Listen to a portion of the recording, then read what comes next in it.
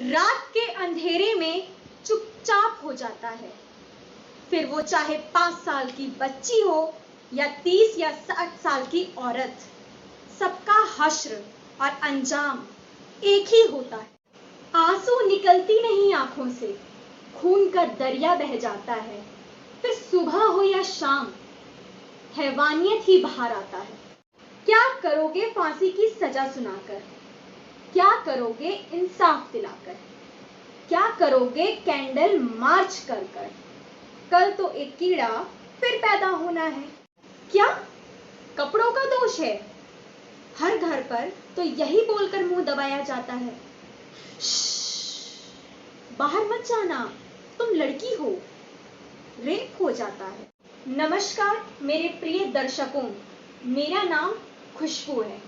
मैं आज आप सभी के सामने एक मुद्दे पर चर्चा करने के साथ साथ एक प्रश्न करना चाहती हूँ। मेरा सवाल यह है कि क्या बस फांसी की सजा देने से, कैंडल मार्च करने से, बड़े बड़े नेताओं के भाषण देने से, शहर, गांव, गली बंद करने से क्या यह बलात्कार बंद हो जाएगा?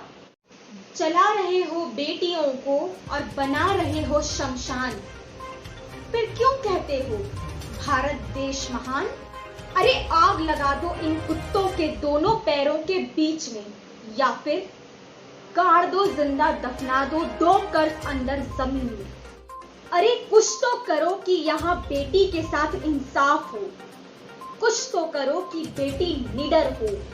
अरे सरकार कुछ तो ऐसा करो कि यहाँ का कचरा साफ हो। रेप हुई, न्यूज बनी, मिलियंस में व्यूज बनी, लोग कैंडल लेके इंडिया गेट पर खड़े हुए, 2 दिन के नेता आए और भाषण दिए, न्यूज चैनल्स में चर्चे और डिबेट चालू हुए, उन कातिलों को फांसी की सजा मिली, रात गई बात गई, बस इतना ही। अरे जाकर पूछो उस माँ से, उस बाप से, उस भाई से जिसके सामने उसकी मरी हुई बेटी, बहन की लाश लेटी हुई है। कभी डॉक्टर प्रियंका, कभी निर्भया, कभी इम्प्रेसी, कभी अमीषा, कभी कविता। मेरा सवाल यह है कि आखिर कब बदलेगा देश? बंद करो ये रेप, से नो टू रेप। अरे रेप करने से पहले कम से कम ये तो सोच लिया करो कि तुम्हारी भी बहन होगी। क्या कर लोगे जब तुम्हारी ही बहन को कोई नोच लेगा? ही नहीं, माँ, बेटी या किसी की बीवी भी हो सकती है। तुम्हारी बहन बहन है, दूसरों की बहन बहन नहीं। तुम्हारी बहन की भी छाती है, तेरी नजर उस पर क्यों नहीं जाती? औरों की बहनों की छाती पर तेरी नजर क्यों जाती है रे? बहुत हो गया यार। Girls, ladies, womens, just listen now. करो तुम पलटवार। तू शादीशुदा है या कुंवारी है? तू स्कर्ट में है या साड़ी में है? निक्कर में है या कुर्ती में है? या फिर तू बुरखे वाली है? कोई फर्क नहीं पड़ता।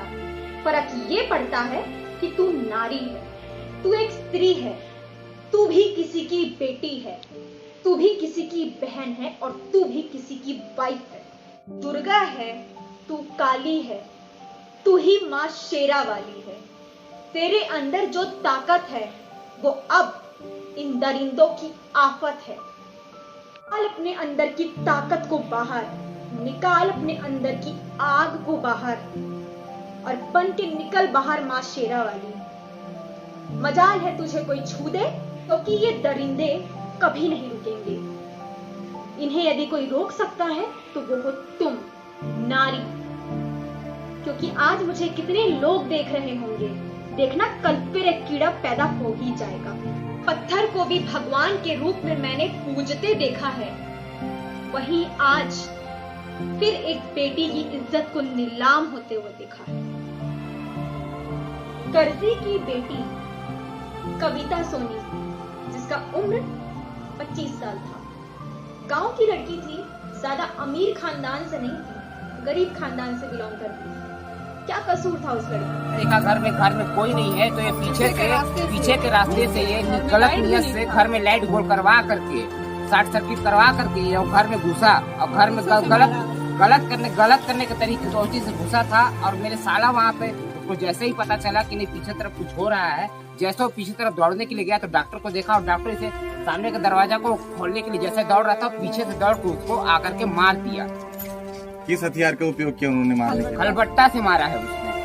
अभी एक जगह नहीं पूरे सर को फाड़ दिया है, सिर्फ सर को मारा है, बाकी कहीं नहीं मारा। जान लेना चाहता था, जान से मार अपने हिसाब से फुल मर्डर करके यहाँ से गया है। हाँ। लेकिन ऊपर वाला था कि एक जन का जान चली गया, एक जन का जान अभी भी ऐसा है जो मौत के मुंह पे झूल रहा है, अभी भी वो हॉस्पिटल में पड़ा हुआ है। और मेरे ससुर सुबह यहाँ से 6 बजे निकल जाते हैं, अपने पैर पे अपने साइकिल पे घूम के पूरा गाँव अपने तीनों बच्चे को पालते हैं, पोसते हैं, बड़ा किए हैं। आज हमारे साथ एक जो बीत रहा है, आज इसकी प्रास्तिक की आज जो स्थिति हमारी आ गई है, सड़क पे नौबत आ गई आज हमारी।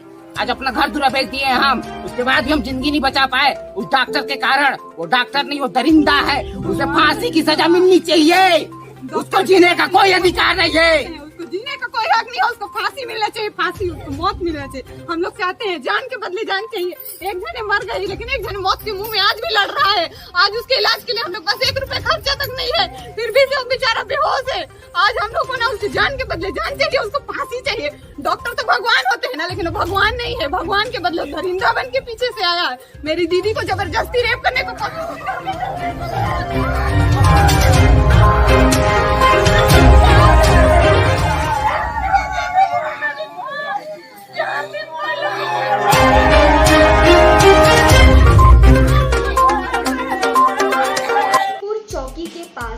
रहने वाली मीशा कुजूर जो 17 साल की थी, बहुत ही गलत अवस्था में पाई गई। रेप करके फेंक दिया गया।